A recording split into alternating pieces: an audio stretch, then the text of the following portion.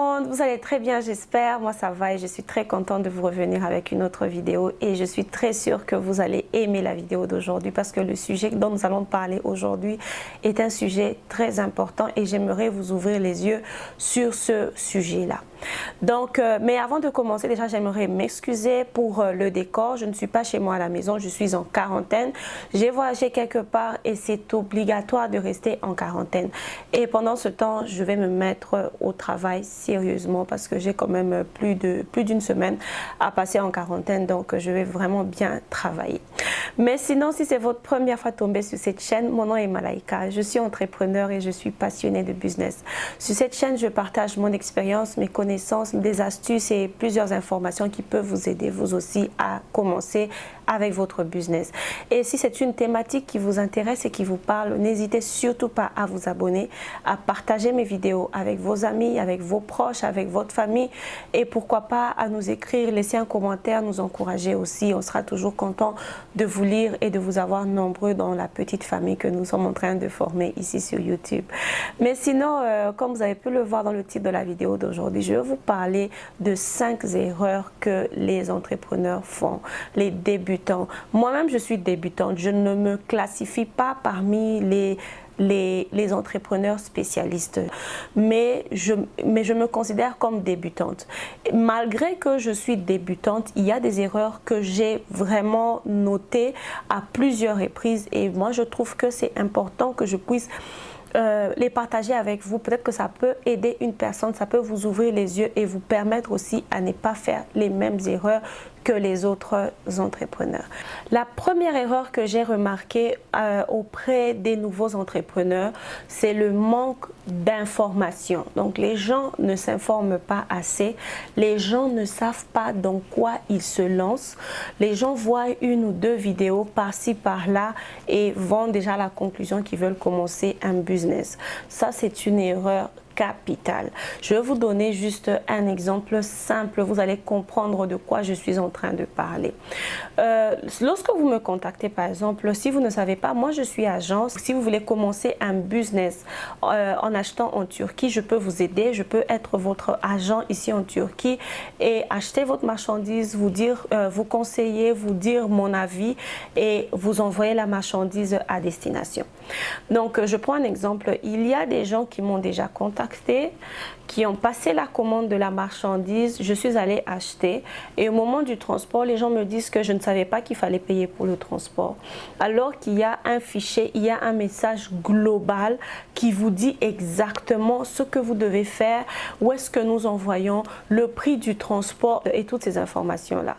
Moi, je trouve que c'est flagrant, c'est grave de vous engager dans une aventure dont vous ne connaissez pas la profondeur. Vous comprenez un peu? Lorsque vous voulez vous lancer dans quelque chose, je reçois aussi des messages des gens qui me posent 50 questions, mais sur les 50 questions, les 40 questions sont déjà répondues dans les vidéos et dans les messages que nous envoyons. Les gens, j'aime bien, je suis contente de voir que les gens me contactent, ça montre que les gens ont ce souci-là d'avancer, de commencer quelque chose, d'avancer avec leur vie, mais vous ne vous informez pas assez, vous ne savez pas dans quoi vous vous lancez. Moi, je pense même que certaines personnes envoient leur argent juste pour tester si je suis sérieuse ou pas sérieuse, ce genre de choses. On ne joue pas avec l'argent, on ne joue pas avec l'argent et je vous assure que ce qui fait que nous, les Africains, parfois, nous nous retrouvons dans des situations très compliquées. C'est parce qu'on ne lit pas assez. On ne sait pas dans quoi on se lance. On n'a pas assez d'informations. Et parfois même, on suit juste la foule. La deuxième erreur que beaucoup de gens font, surtout mes clients, c'est le manque. Donc, les gens ne considèrent pas le temps. Il y a ce manque de considération de temps. J'ai déjà reçu un message un mercredi à 18 h de quelqu'un qui me dit « Non, Malaika, j'ai appris que on peut envoyer la marchandise jeudi. Moi, j'ai un mariage samedi. Je veux que tu m'achètes quelque chose et que ça puisse arriver samedi. C'est un mariage, les gens doivent porter ça. » Mais est-ce que vous êtes sérieux? Vous comprenez un peu? Pourquoi? Parce que premièrement, la personne que vous contactez parfois n'est pas assise à ne rien faire. Vous comprenez? Il y a des commandes qui sont alignés. Donc avant vous, il y avait des gens que nous devons servir, par exemple, vous savez, ce genre de choses. Alors il faut considérer ça. Mais mon plus grand problème, parce que vous savez, quand quelqu'un a quand même un besoin urgent, on peut toujours voir comment est-ce qu'on va arranger ça. Mais le plus grand problème qui se présente en ce moment-ci, c'est le problème du transport. Le transport ne fonctionne plus comme avant la crise de la pandémie que nous avons en ce moment-ci. Donc, le transport est devenu tellement incertain qu'il faut il faut savoir que les choses ne vont plus se passer comme sur des roulettes. Il y a des commandes qui arrivent après 2 jours, il y a des commandes qui arrivent après 1 jour, même le lendemain. Il y a aussi des commandes qui arrivent après 20 jours, après 15 jours. Mais qui décide de ça? Celui qui décide, c'est le transporteur. Qui est le transporteur? C'est le cargo. Parfois, c'est Turkish Airlines, parfois, c'est Ethiopian et d'autres cargos. Donc, vous devez savoir planifier votre temps.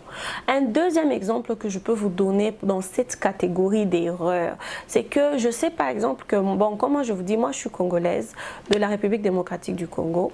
Notre rentrée scolaire a eu lieu le 12 octobre. Guys, vous imaginez qu'il y a quelqu'un qui m'a appelé le 5 octobre pour acheter des cartables et des chaussures pour enfants que je devais acheter, je pense, entre le 7 et le 8, emballé et envoyé. Pour que ça arrive, quel jour?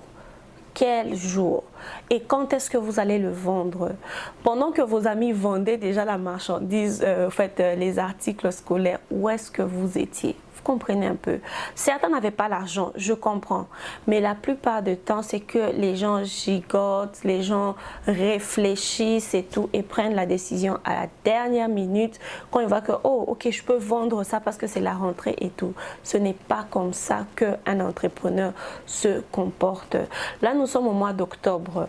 Les vendeurs sages, ceux qui sont smart, ont déjà commencé à commander les habits pour les fêtes maintenant pour que ça se mette en route au plus tard en fin de mois de novembre, qu'ils puissent avoir leurs marchandises dans leur maison et que la première semaine de décembre, qu'ils soient les premiers à faire les promotions et à vendre. Donc vous devez faire attention, vous devez considérer le temps, c'est très très important. La troisième erreur que j'ai remarquée auprès de nous les jeunes entrepreneurs, c'est le manque de patience. Beaucoup de gens veulent commencer le business le premier du mois, faire 100% de bénéfices le 31 du mois. Certaines personnes, pour leur première commande, s'ils ont fait une erreur, s'ils ont vu que ça n'a pas marché, ils arrêtent. L'entrepreneuriat, c'est pas pour des personnes qui ne sont pas patientes. L'entrepreneuriat, c'est pas pour des personnes qui ne sont pas fortes mentalement. Quand je parle de force mentale, je vois quelqu'un qui a échoué.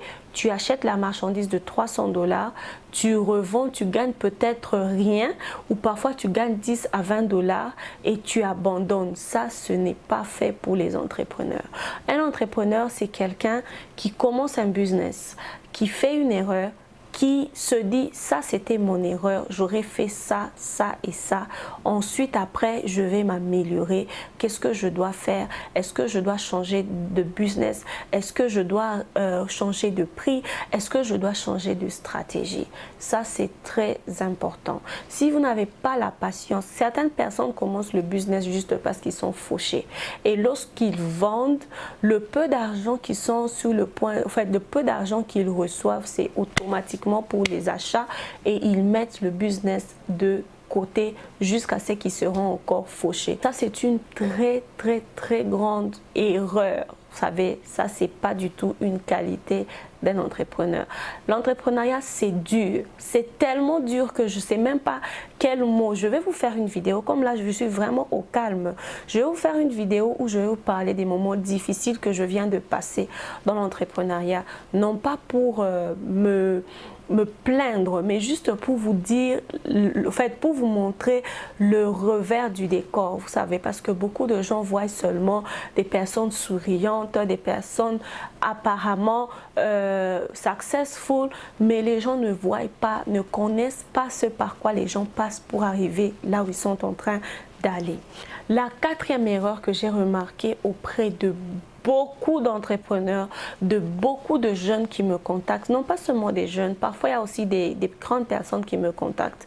L'erreur que j'ai remarquée, et ça c'est flagrant, et je vous assure, ça m'énerve, c'est de vendre ce que tout le monde vend.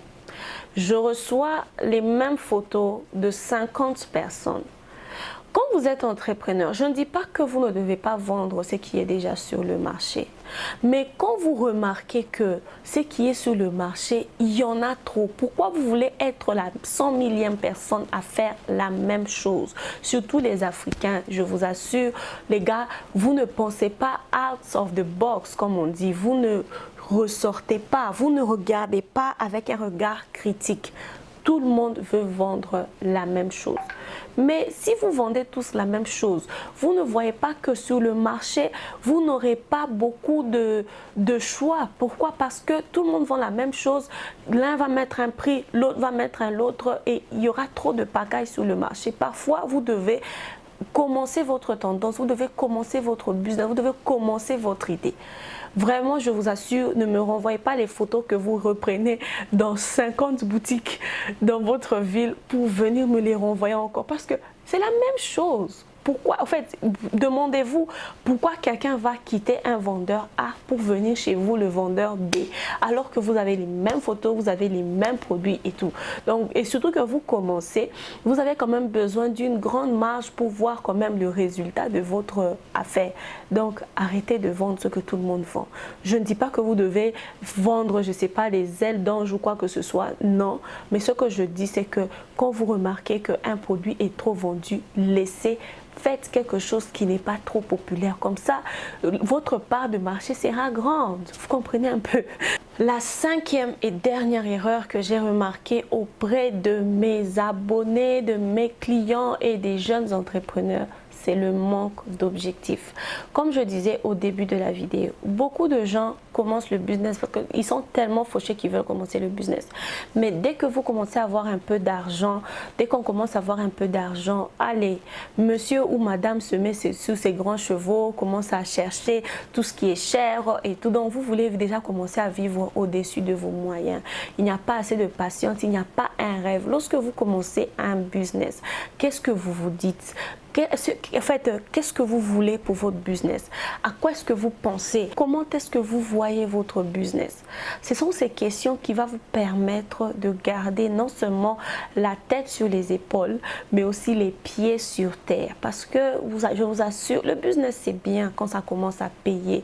Mais ceux-là qui sont sages, ceux-là qui savent comment le business fonctionne vous diront que plus tu te fais de l'argent, moins tu veux dépenser. Pourquoi? Parce que tu sais combien tu as souffert, parce que tu veux atteindre certains objectifs et il faut couper les dépenses. Il faut être focalisé sur l'objectif que vous avez et c'est très important de garder cet objectif là. Si vous voulez mettre des stickers dans toute votre maison pour vous rappeler ce que vous cherchez à obtenir, guys, faites-le. Donc pour finir, pour juste faire une synthèse de ce cinquième point, j'aimerais juste inviter tous les jeunes entrepreneurs à réinvestir leur argent.